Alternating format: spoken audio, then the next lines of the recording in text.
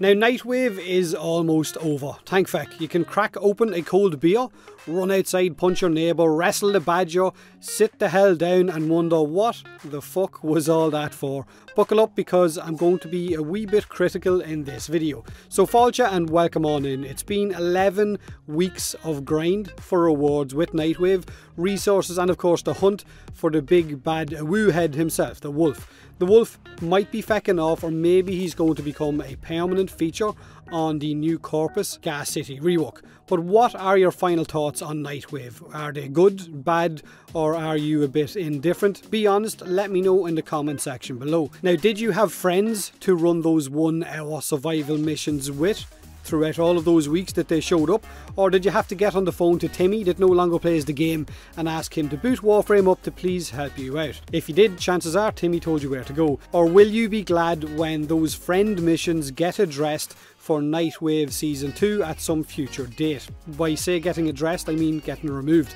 Now, first off, remember, this was version 1 of Nightwave, the alpha or the beta. They've already said there will be changes in store for the next season, like those 60-minute missions with friends or the 40-wave defense with friends, basically anything that requires you playing with a friend. So Season 2, whenever that is, will hopefully, fingers crossed, be better. Now, my opinions on our first Nightwave now that it's almost over aren't great. I'll be honest, I'm not going to sugarcoat it. I thought I would enjoy it, but I really didn't. You know, kind of give us something to do on the daily, but to put it bluntly, it was an incredibly boring procedure. It felt empty and hollow. The wolf was apparently hunting us, but for a lot of people never showed up, or he did show up just as they were extracting, or maybe he showed up when you had really bad low-level weapons and it took you an hour and a half to kill him. The whole Nightwave event just felt like daily missions, not like an actual event. And a lot of players who hit that rank 30 with Nightwave have already taken a break or have completely quit playing until Railjack drops, whenever that happens. The burnout is that real. So you see, Warframe has always been a game that you can just jump in and out of whenever you wanted. So it's been optional, not forced. And with Warframe's players being what they are, with the community being what it is, we want everything, so forced grind was the option this time around. Now, we've never had an event in-game where you had to play daily for weeks to get rewards with no exact end date in sight, and just being told by Digital Extremes that it might end in 10 or 11 weeks, we'll decide closer to the time, which if anything probably made it worse.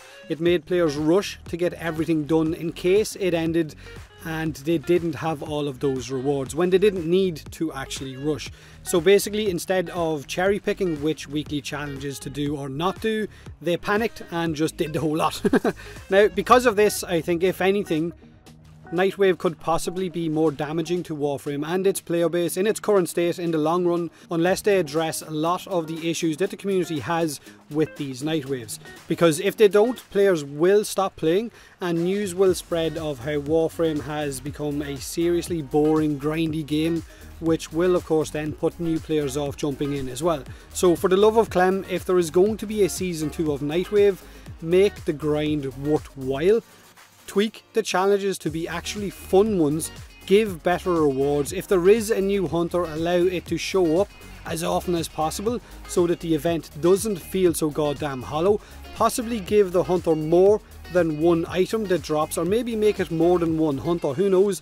Also give us an exact end date, allow players to finish at their own pace. Like I said, allow them to work out which challenges that they can do or not do, but still manage to finish the event, so that they don't just panic and rush on in and try to do all of the weeklies in one go, which is going to accelerate that burnout. Now, for the prestige, 15 wolf credits, if I'm being honest here, is crap. Sorry, it just is. The items that you can buy with those wolf credits for long-lasting players or veteran players, if you want to use that term, we already have all of those items, so the wolf credits mean literally nothing to us, so that's why a lot of players have literally just stopped playing. Nightwave has definitely accelerated burnout for a lot of players, myself included, and probably other Warframe partners as well, especially since it arrived right off the back of the Thermia Fracture event and the Exploiter orb being added into the game as well.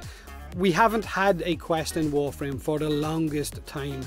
Items and Warframes are just added into the game now with little to no meaning, no lore, but hopefully Railjack will bring a quest with it. Time will tell, I guess. Hopefully it won't just be dropped into the game and said there you go, with only dialogue or only audio files as the lore attached to it. So like I said, share your thoughts on Nightwave in the comment section below, whether you enjoyed it or not. Of course, my opinion is going to be completely different to that of a lot of views, so it is good to share it. Do me a huge favour and hit that like button if you enjoyed the video, or don't if you didn't. Subscribe for more Warframe, and as always, thanks very much for watching.